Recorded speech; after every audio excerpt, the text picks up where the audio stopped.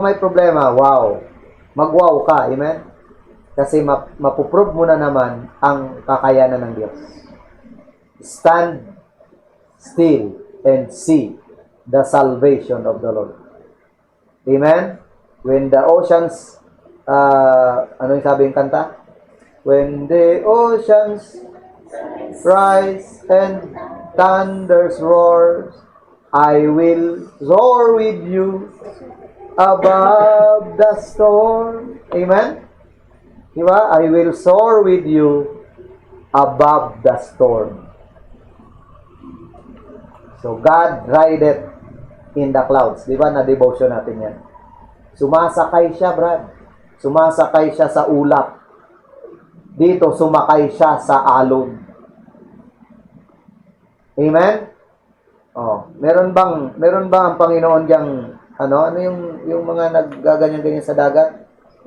Surfing, 'di ba? Nagsusurf. 'Di ba? May surfboard ba siya? Wala. Naglakad siya sa tubig para lumapit kay Pedro at lumapit sa mga apostol. Amen? Oh, ganon katindi ang ginawa niya. God's people were pressed in there. God's presence will positively be there. Great panic will probably be there. Totoo yan. Great panic will probably be there. Sino ang di maaantik? Sinong di apektado ng bagyo? Sinong di apektado ng problema? Sinong di apektado ng pandemic? Sinong di apektado ng ano pa? Persecution. Diba? Walang manhid sa atin. Lahat tayo nakakaramdam. Lahat tayo natitinag.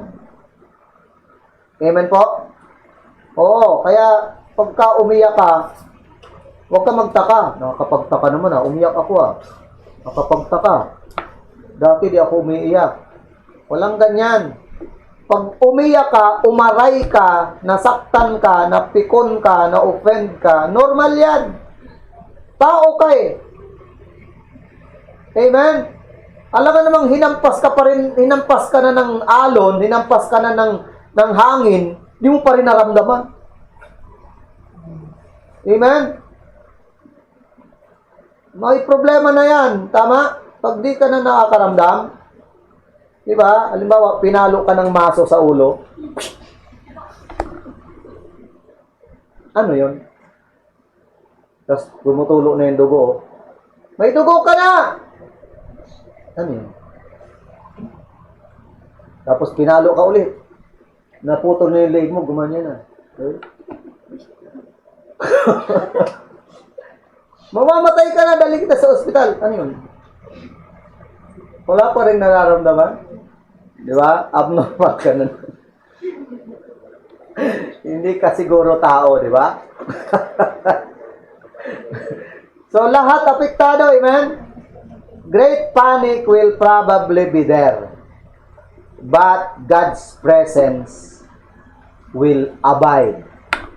Amen? He will abide with us. Okay? Diba sabi, kahit ikaw ay lumakad sa fire, I will be there. Diba? Lumakad ka sa water, I will be there. When you are in great sorrow, I will be there. Diba? To comfort us. Ganun ka galing ang Panginoon. Amen? Number 2, hindi natin pahabain. No? His abiding presence. Number 2, His awesome power. His awesome power. Okay? Verse 28 to 30. Pansinin nyo dyan sa verse 28 to 30.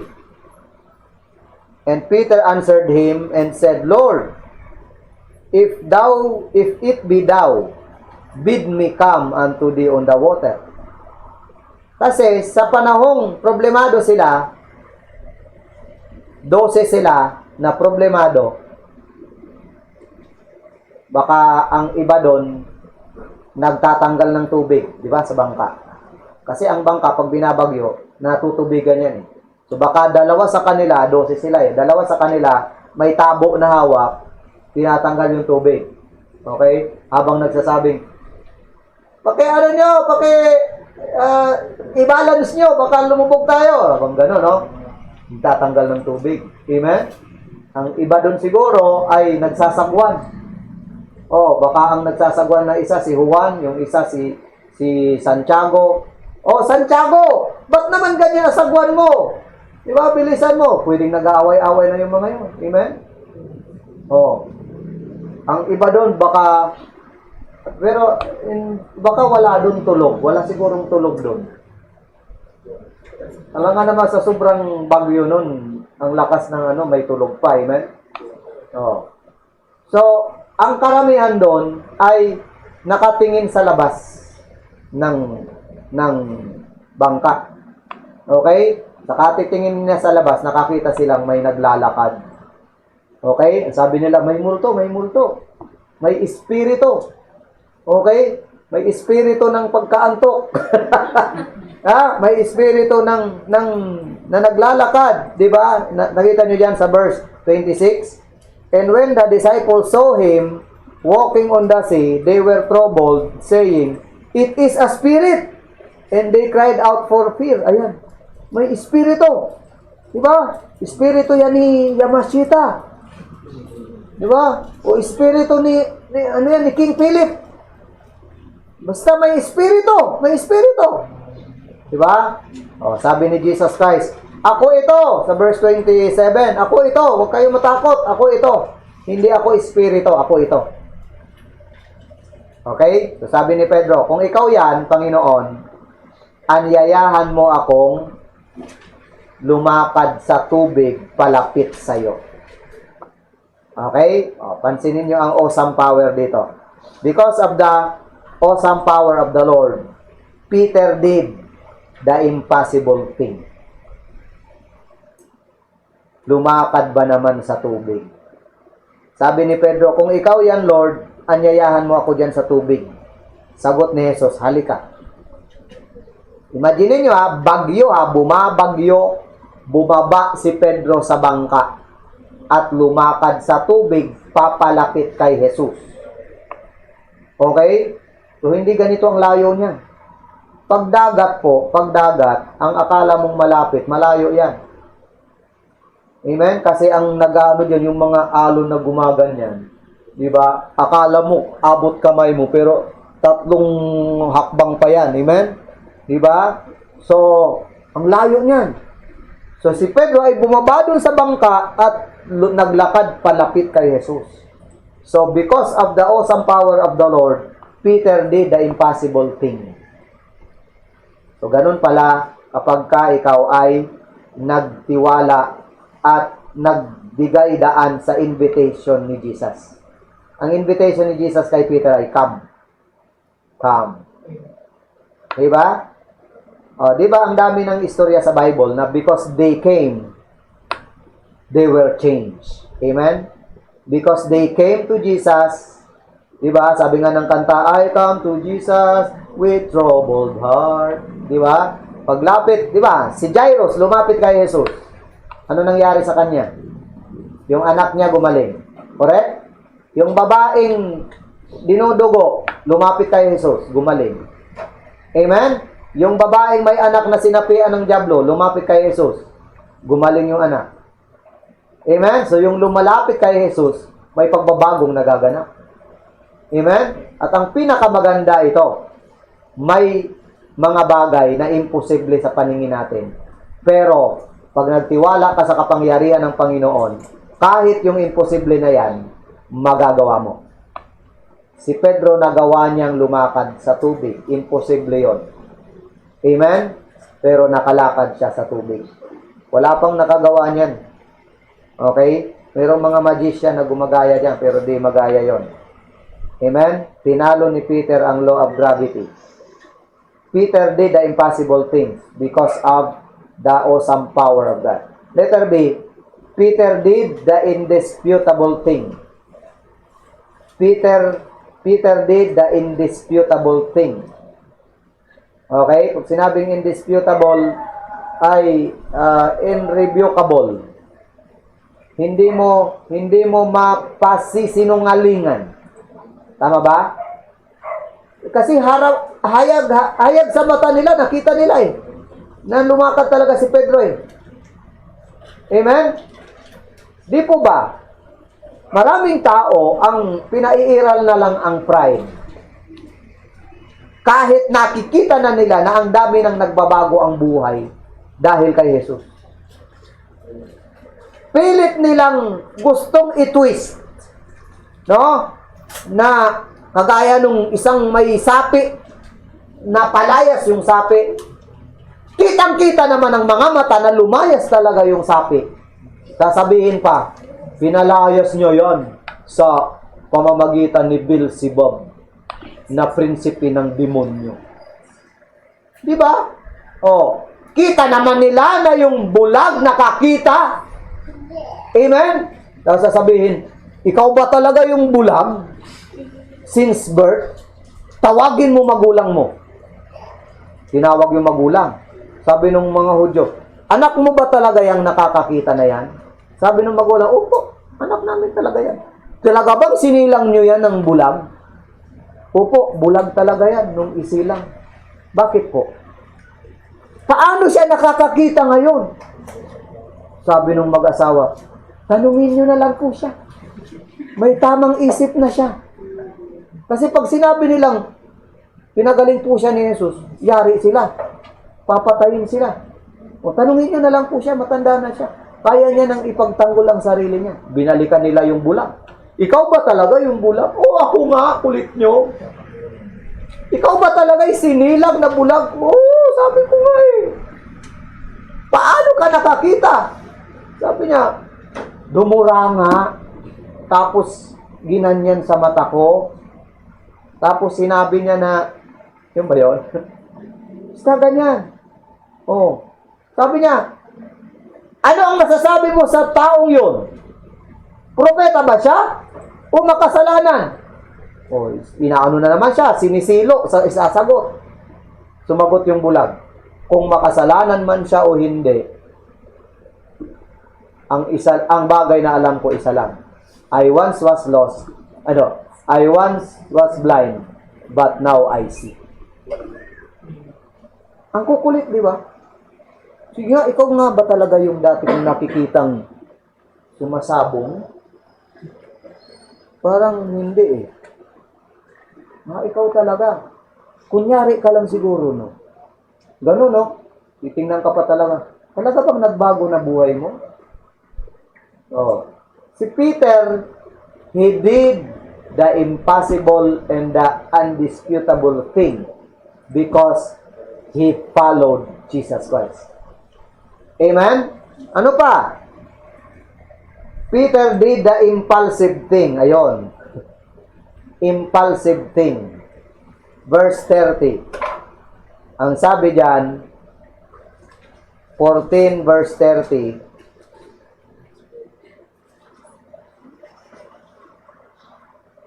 Tama ba? Anong nilagay nyo?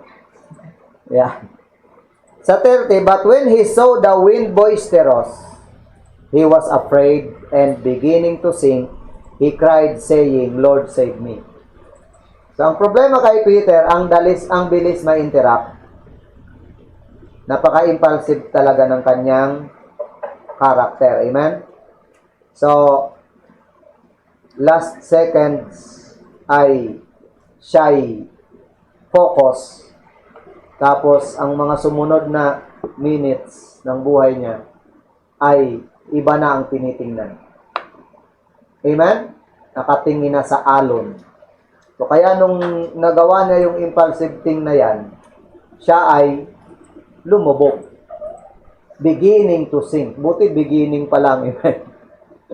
Beginning. Pag sinabing beginning, mula sa paa, papuntang tuhod, papuntang baywang, papuntang dibdib, okay? Hanggang saan natira na lang kamay, sa kabibig, no? Dito, liig. Tapos sabi niya, Lord, save me! Beginning to sink pa lang yun, amen? Di ba? Maganda yung beginning to sink pa lang, tumawag na sa Panginoon. May mga Kristiyanong beginning to sink, pabaya pa rin, tapos dire-diretso ng lumulubog hanggang sa di na siya, natabunan na siya, hindi pa rin tumatawag sa Panginoon. May mga ganon. Di ba? Para sa kanila, hindi kasi kumpleto, pastor. Dapat, pag may beginning, may ending. Okay? So, kaya kung inumpisahan ko ng mag-backslide, tuloy-tuloy ko na to. Di ba? Inumpisahan ko ng lumayo, punta na ako sa sa Egypt. Balik na ako doon. Amen? So, ang maganda kay Peter ay beginning pa lang, tumawag na siya sa Panginoon. Amen? May takot din pala si Peter, amen? May takot din pala. Akala ko ang tapang nito. Di ba? Nananagangan ng tainga eh. Pero takot pala sa alon. Takot pala sa tubig, di ba? Mangingisda siya, Brad. Amen? Mangingisda tapos takot sa tubig. Di ba pwede siyang lumangoy? Pero agad-agad, sabi niya, Lord, save me. Amen? Isang factor doon, gabi kasi. Amen? Meron ba mangingisda na di marunong lumangoy? Di ba? Sabi nung nag-a-apply, ano yung na-applyan mo? Sabi niya, ano po? Seaman. Marunong ka bang lumangoy? Hindi po eh. Hindi ka pwede magsiman. Hindi ka marunong lumangoy. Bakit sir yung piloto, di na marunong lumipad? Tinatanggap nyo. Di ba? Tapos ako hindi marunong lumangoy, hindi pwede magsiman. Okay? So, natawa na naman si Brother Will dyan, no? Okay? Peter did the impulsive thing. Peter did the inescapable thing. Okay? Inescapable thing. 30, verse 30, ang sabi po dyan ay, but when he saw the wind boisterous, he was afraid, and beginning to sink, he cried, saying, Lord, save me. Okay? Lord, save me. Okay? Bakit siya tumawag na Lord, save me? Inamin ni Peter, may time na kahit master fisherman siya, may time na di siya able. May time na di niya kayang iligtas ang sarili niya. May time na nabablangko siya. Amen po ba? May doktor nga na ilang taon na sa nalilito pa rin eh. Amen? Sipin mo, trabaho mo naman yun. Yung nurse, di ba? Trabaho niya naman talaga mag-inject, di ba? Pagtapos, pag in-inject siya yung ganyan, ay lalagyan na agad ng tape na hindi pa nagaganyan. Di ba? Tapos, nung nag-viral, nung in-interview, ang sabi, nalito lang. So, kahit yung nurse na matagal ng trabaho yun, nalilito. Amen? Si Pedro, mangingisda, marunong lumangoy, nalilito. Okay? He did the inescapable thing. Amen? Alam niyo po, kapag ka napangunahan ka ng takot, diyan ka mabibilanggo at feeling mo, di ka na makakatakas diyan. Okay? Sabi niya, natakot siya. At nag-umpisa siyang lumubog. Amen? At ang maganda, Peter did the intelligent thing. He did the intelligent thing. Sabi sa verse 30, he cried, saying, Lord, save me. The best way is not our way. Amen? The best way is God's way. Lord, save me. Yan na yung application ng naituro sa kanyang prayer. Matthew chapter 6, tinuruan silang mag-pray. Amen? Okay? So, application na ito. Sa oras ng kagipitan, ang intelligent thing na dapat nating gawin, mga Kristiyano, ay manalangin. Pag di ka na nanalangin, sa kabila ng punong-puno ka na ng bagyo sa buhay, you are not intelligent person. Amen? Oo. Kasi ang matalino, nagpe-pray. Matalino ka ba? Ang matalino, nagpipray. Hello? Ano nga ang matalino? Nagpipray. Amen? Pag di ka nagpipray, hindi ka matalino. Nako ha? So, intelihente si Pablo o si Pedro nung tumawag siya kay Kristo. Amen? Oh. Tama ba ang tinawagan niya, brother Jan? Tama. Tama. Oh. Merong isang merong isang barko na malapit ng lumubog, binagyo, ang daming pasahero. Okay? Tapos nung binabagyo ay lahat sila natakot. Tapos yung mga babae doon ay isa-isa nang kung ano-ano nang tinatawag. Ang iba sabi, ganun, di ba? Kung sino-sinong santo ang tinatawag. Okay? Ang dami-daming santo. May inchik doon na pasahero. Sabi niya, lulubog na nga tayo. Tawag pa kayong tawag ng pasahero. Bigat-bigat na nga natin. Tawag pa kayo ng tawag ng pasahero. Di mas lahat tayong lulubog. Kasi kung sino-sinong tinatawagan, yung mga san, saka santo, santa. Amen?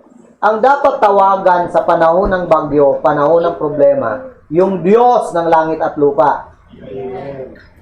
Amen? Yung Diyos na may lalang ng bagyo. Christ is greater than the storms. Amen? Yun ang tinawagan ni Peter. At doon, si Peter ay intelligent. Amen? God is greater than these mountains. God is greater than these storms. Amen po? Huwag namang ang pandemic ay sumubra pa sa kapangyarihan ng Diyos. The awesome power of God. Diba? Nations, magsama-sama na. Armies, magsama-sama na. Diba? Powers, rulers, magsama-sama na. Pero hindi sila mananalo sa kapangyarihan ng Diyos. Lahat ng forces ni Satan magsama-sama na. Diba? God, Jesus Christ, will be a victor. Amen? Mananatili siyang champion. Walang tatalo sa kanya. Amen? He was the same yesterday, today, and forever. Victorious siya noon. Diba? Yung death nga, di nanalo sa kanya. Yung hell nga, di nanalo sa kanya. Amen? Sabi nung isang leader ng relihiyon, ako, hinahamon niya, di ba ate? Si Satanas nga, di nanalo sa akin Ikaw pa? Di ba? Nakadebate niya daw si Satanas, di nanalo sa kanya. Amen? Isipin mo, gano'n na lang siyang mag-claim. Amen? Kapag mainit daw ay napindot niya yung nalimutan niya yung heater.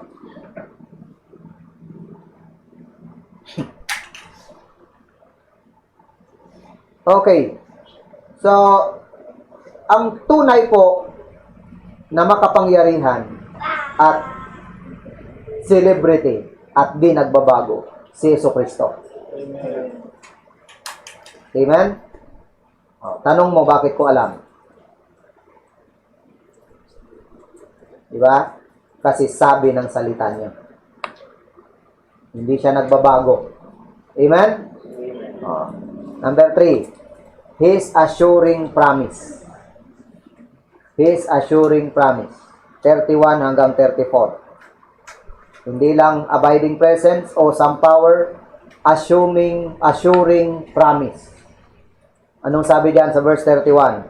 And immediately, Jesus stretched forth his hand and caught him, and said unto him, O thou of little faith, wherefore didst thou doubt?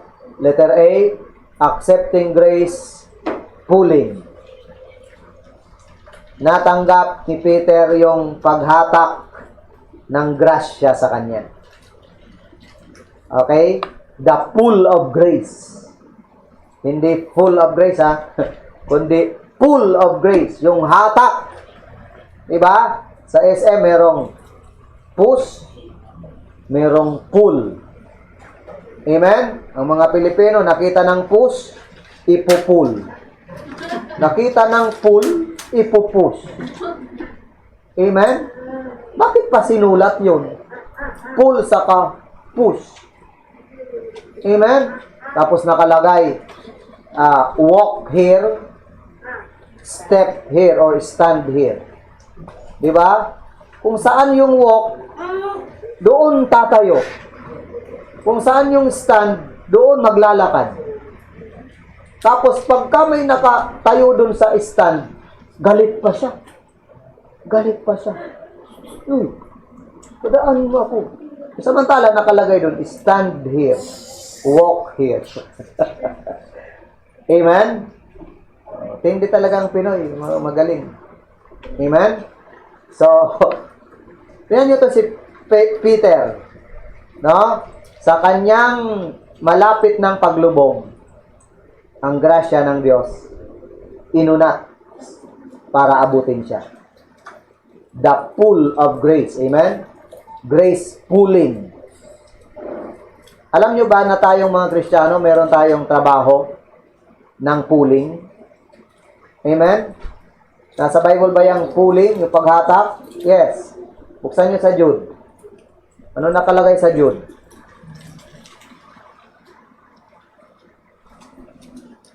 Jude,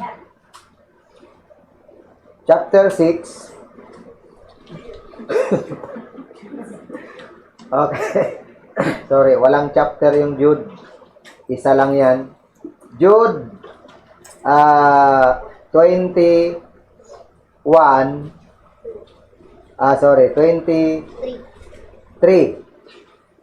Page 1329. Okay? Jude 23 and 20. Ayan, 23.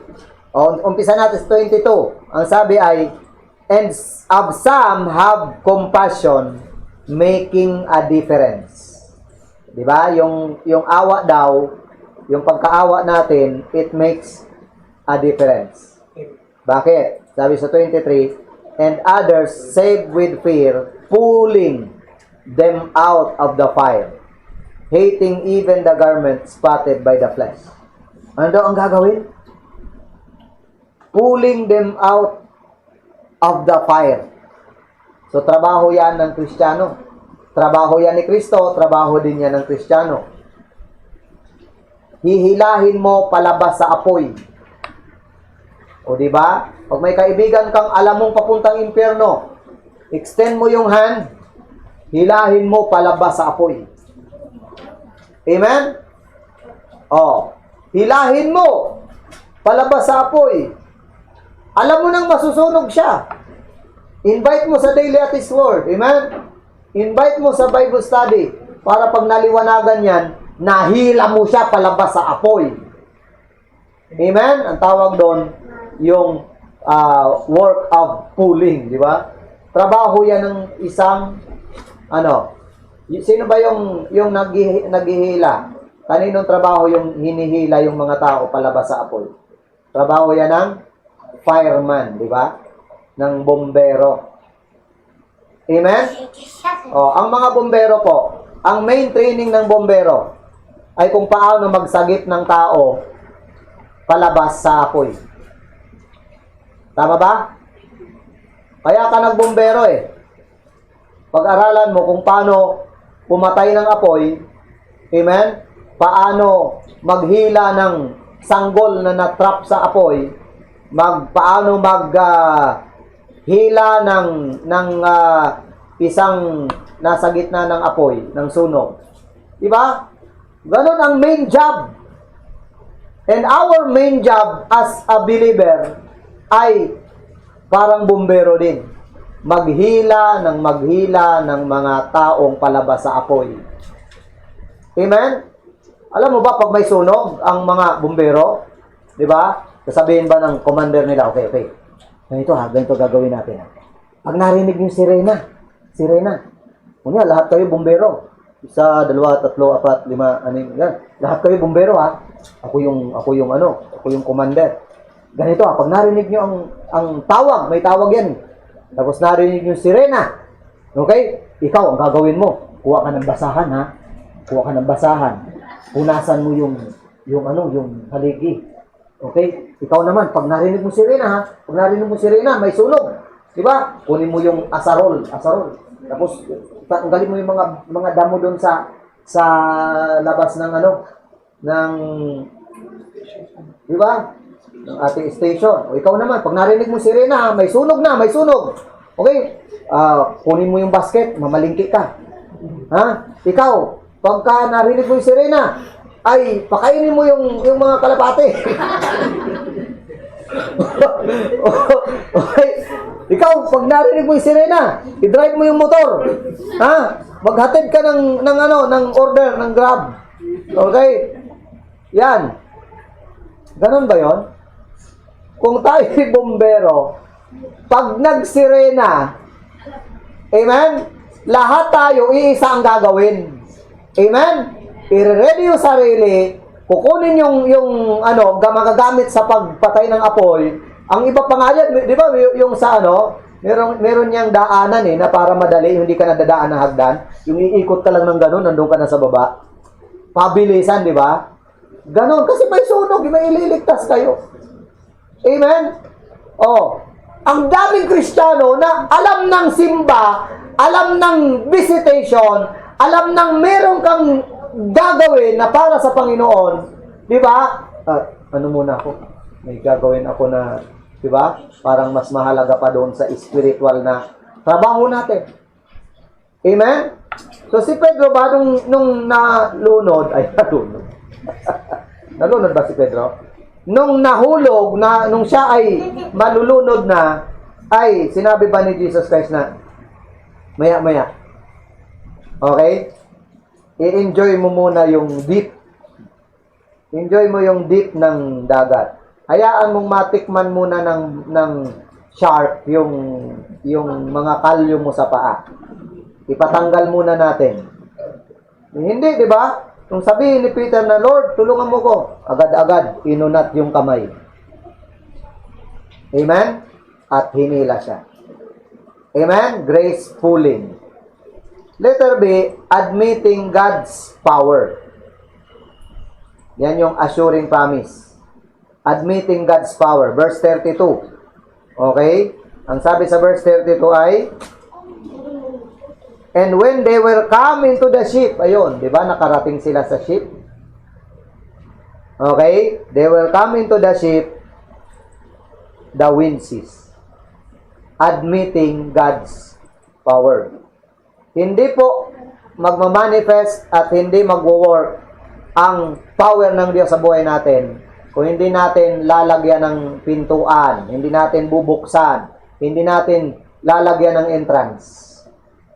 Tama? Dapat may admission ang kapangyarihan ng Diyos sa buhay natin. Amen? Huwag lang sa isang area. Panginoon, spiritual lang. Sige, tulungan mo lang ako dito sa side na to. Ito lang talaga yung buhay ko. Hindi. Magbukas ka rin ng admitting door. Di ba? Di ba? Doon sa love life mo. Buksan mo rin yung pag-aaral mo. Magbukas ka rin ng pintuan dyan. Kasi sa lahat ng area ng buhay mo, pwede kang tulungan ng Panginoon. Amen. Ang power niya ay available. Basta willing ka at able ka. Diba? Magtiwala ka sa Kanya. Pero pag sinarahan natin, wala. Amen po? Next. Acknowledging God's presence. Verse 33. Then they that were in the ship came and worshiped Him, saying, of a truth, thou art the Son of God. Okay? So, na-acknowledge na nila ang presensya ng Panginoon. Sa katotohanan, ikaw nga ang anak ng Diyos. Nag-worship sila. Amen?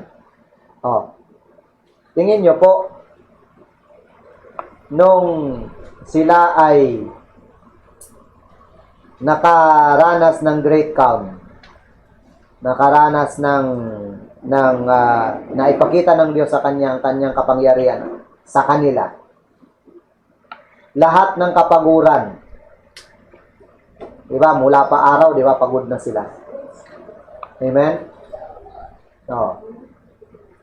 Ang pagkasaksi natin ng kapangyarihan ng Diyos, nakakatanggal yan ng pagod.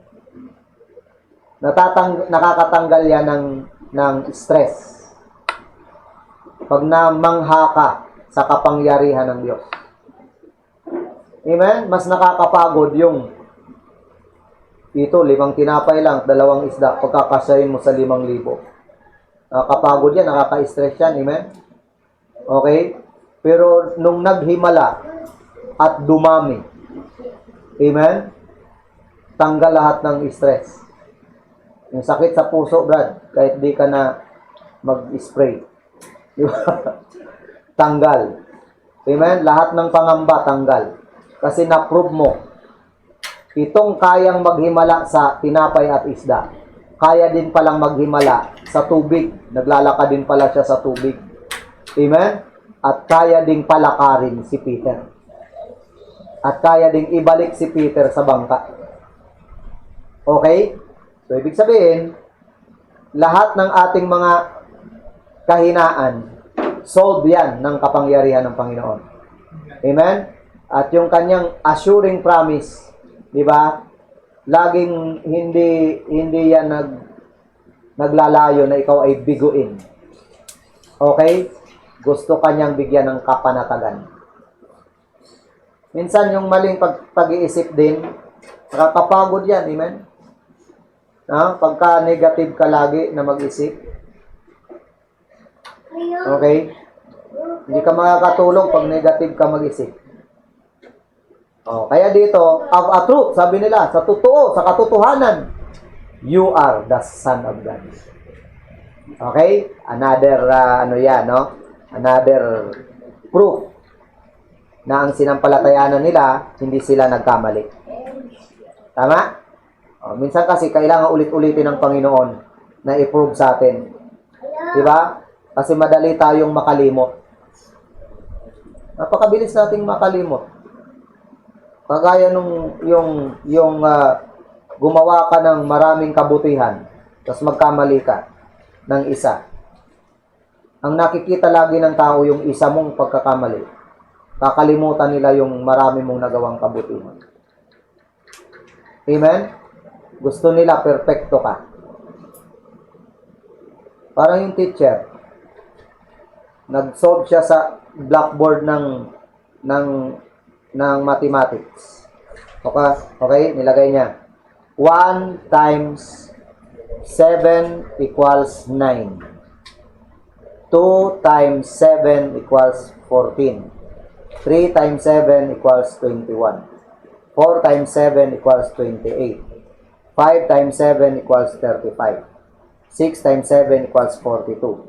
7 times 7 equals 49. Diba? 8 times 7 equals 56. Diba? 9 times 7 equals 63. 10 times 7 equals 70. Okay?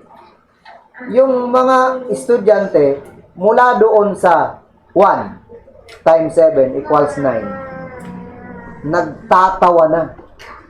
Halakhakan ng halakhakan. Okay? So, sabi ng teacher, hinintay ng teacher na matapos yung halakhakan. Saka siya nag-explain. Sabi niya, alam nyo ba, sinadya ko yun. Okay? Pero kanina pa, sabi niya, sa isa kong pagkakamali, ay tawa na kayo ng tawa. Kahit yung 2 times 7, 14, hanggang 10 times 7, 70, walang mali doon. Perfect yon. Yung isa lang ang mali. Pero yung tawa nyo hanggang doon. Hanggang doon sa 70. Amen? So, ganun minsan ang tao, itrato tayo. Nagawan mo ng 9 na kabutihan, nagawan mo ng isang mali, yung mali ang tinitingnan. Amen? Madalas ganun tayo sa Panginoon. Ang Israel, ganun sa Panginoon. Amen? Biniyak yung dagat, nalimutan nila yun. Dahil wala na daw makain. Diba? Hinampas yung bato, nagkaroon ng tubig, nalimutan din nila yun nung nagutom sila. Diba? Walang karne, nagpadala ng pugo, sobrang daming pugo, nalimutan din nila yun. Rebelde sila ng rebelde kay Moses. Ganon ang attitude ng tao. Amen? Kaya kailangan ang gawin ng Panginoon, i-prove niya sa atin time to time. Amen? Oh, sinong di aamin? Lahat tayo umaamin na pagka ikaw ay may pangangailangan at nag-pray ka, ipoprovide ng Panginoon. Pag may pangangailangan na naman, nangangamba ka na naman.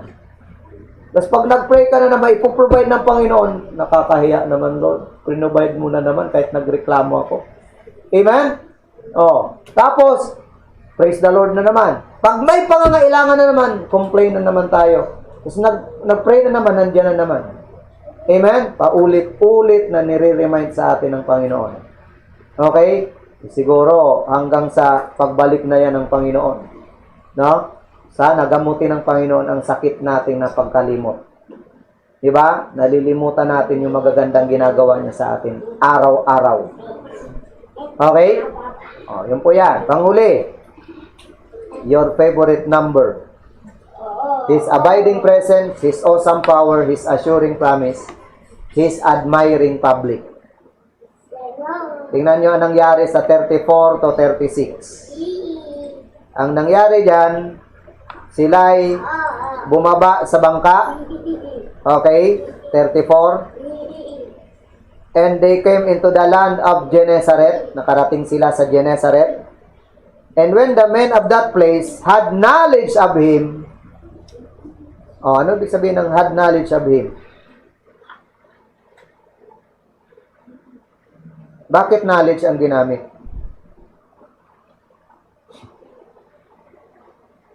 Di ba dapat? Nung ang mga lalaki ay nalamang nandyan siya, di ba? Pag sinabing had knowledge on him, may mga narinig sila na ginawa ni Jesus sa kabilang ibayo. May mga narinig silang kwento na ng mga ginawa ni Jesus. Maaaring ang kwento ay yung tungkol sa pagpapagaling ng mga may sakit, tungkol sa pagpapakain ng 5,000, tungkol sa paglakad ni Pedro sa tubig. Amen? Tungkol doon ang mga narinig. So, ano nangyari? Ang ginawa ng mga tao dyan sa Gennesaret, they sent out into all that country round about and brought unto him all that were diseased. Pinatawag lahat ng barangay, lahat ng mga mamamayan doon, ipinaalam sa kanila, sumaaring may pinaikot na trompa o di kaya may nagsisigaw o di kaya merong mensahe o di kaya merong cracks, no? Nandyan si Jesus. Yung kung sino man sa inyong may kamag-anak na may sakit, pumunta. Okay? So yun ang nangyari. Diba? Tapos sa verse 36, and besought him that they might only touch the hem of his garment, and as many as touched were made perfectly whole. Lahat na may sakit sa lugar na yon, lumapit kay Jesus. Ang tawag diyan, admiring public. Okay? Instantly recognized by people who are hurting. Amen? Si Jesus Christ, madaling ma-recognize ng mga taong may kapansanan, may sakit, may pangangailangan. Amen? Jesus Christ instantly received people who are hurting. Diba? So, siya'y ni-recognize ng mga taong may pangangailangan, mga taong nasasaktan, siya din naman ay instantly tumatanggap ng mga taong nasasaktan. Kaya kung ikaw ay nasasaktan, ikaw ay mahina, ikaw ay may pangangailangan, ikaw ay natatakot, lumapit ka kay Jesus. Siya ay instantly tatanggapin ka. Amen? All that come to me, sabi niya, all that the Father hath, ano yun? All that the Father basahin ko na lang. John 6:37. All that the Father giveth me shall come to me, and him that cometh to me I will in no wise cast out. John 6:37. Lahat ng ibinibigay ng Ama, sabi niya, sa akin, ay lalapit sa akin. At lahat ng lumalapit sa akin, hindi ko itataboy. So if you're hurting, if you are sick, diba? Lumapit ka kay Jesus. Diba? Tell it to Jesus. He is a friend that well known. Amen? Lapit ka sa Kanya, hindi Kanya hindian. Hindi sasabihin, hanap na lang po kayo ng ibang ospital. Wala. Hindi niya sasabihin gano'n. Amen? Hindi sasabihin na, puno na po ang operating room. Diba? Lahat sila lumapit at tinanggap ni Jesus. Okay? And letter C, Jesus instantly responds to people who are hurting. Amen ba? Nabasa niyo ba sa 36? Sabi diyan ay, okay, 36,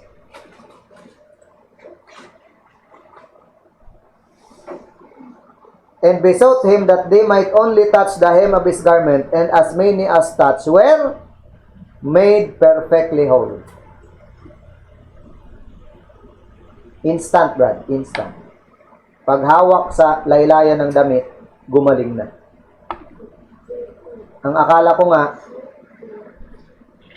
nag-iisa lamang yung babae na 12 years nang dinudugo, na humawak sa laylayan, na humawak sa damit ni Jesus at gumaling.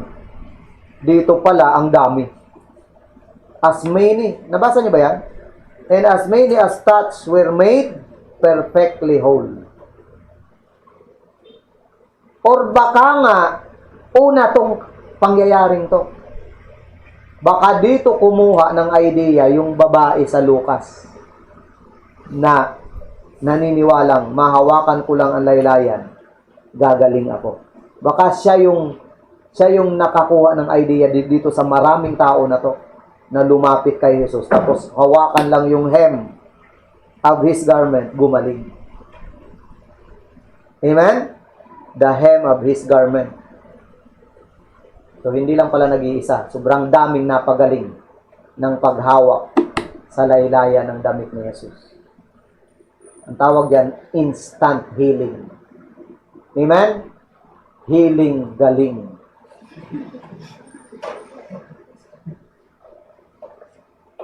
Amen? Oh.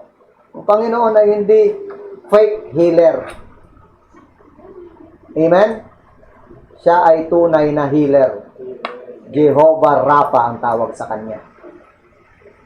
Amen?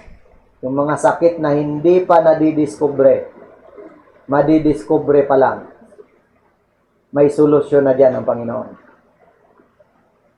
Naintindihan? O, anong doktor ang di nag-aral? Hindi nag-aral sa kahit anong paaralan, pero doktor. Ha? Konduktor? Hindi, yung totoo. Hindi nag-aral, pero doktor. Okay? At siya ay nasa ating lahat.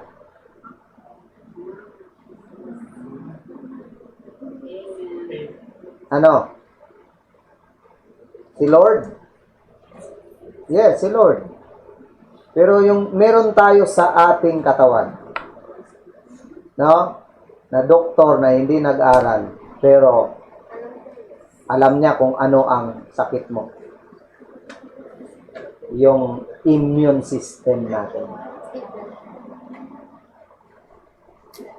Amen? Ang ating immune system ay marunong na marunong. Nilagay ng Diyos yan sa ating katawan. Siya ang nagsisignal sa atin. Amen? Pag nakaamoy ka ng masama sa ilong, tama? Ano gagawin ng immune system? Pahahatsingin ka para mailabas mo yung naamoy mong pangit. Tama? Kapag ikaw ay merong merong tawag dyan, sipon, di ba? Ang gagawin ng immune system, pauubuhin ka para ilabas mo. Amen? Oh. Kaya lang, ginawa mo, nilunok mo. Sinabi na nga ng doktor sa katawan mo na ilabas mo yan. Okay? Oh, sayang kasi. Okay? Oh. O di kaya, gumaganon-ganon nga. Di ba? Umaano na dito di ba? Lumalabas na. Ibig sabihin, itinutulak na siya ng immune system. Kailangan ilabas mo. Pagdating dito, ganyan na. Nandito na Hinigop mo pang ganyan. Okay? O, di ba? O, pag nasugatan tayo, ano nangyayari? Merong pinapalabas ang ating skin ng merong gano'n, di ba? Para para maampat ang dugo. So, meron tayong doktor sa katawan.